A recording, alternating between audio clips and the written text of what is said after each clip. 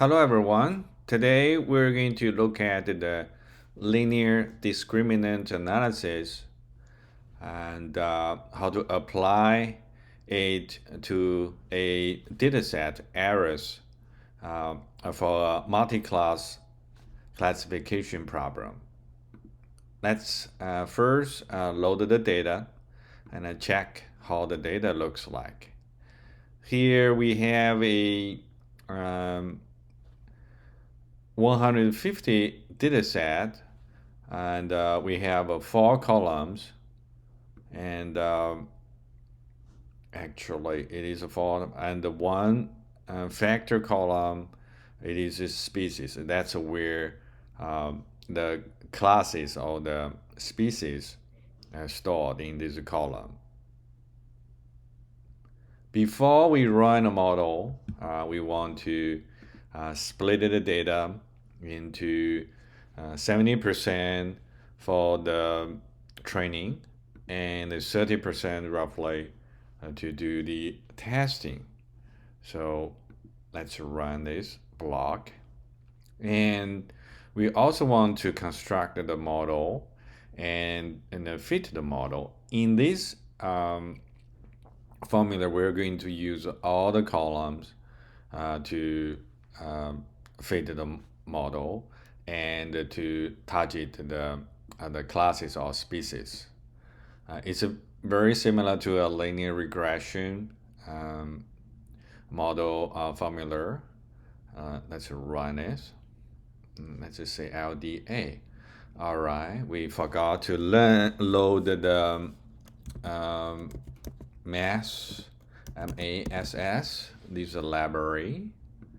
Let's load this library and then run it again. All right, we got this, and we can after feeding the data, we can make some predictions. We're going to use the data rows or the data um, uh, kind of not in a training set. So here in the index, we use a minus sign to remove all the training data sets and from the errors data. So let's run this line. We can also use a table function to check how good is the prediction.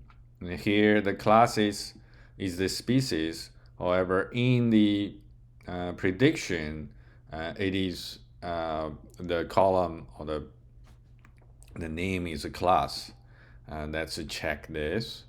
As we can see here, we have fairly good predictions on this diagonal. That means all being correct.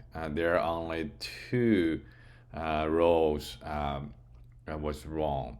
So let's also use the confusion matrix from correct library and to check all the other performance criteria. As we can see here, accuracy, and we can also have the other like sensitivity, and also have the other specificities. So it is very convenient to use LDA to predict the multi-classes classification problem. It is an advantage. So I hope this is useful or helpful for you. See you next time.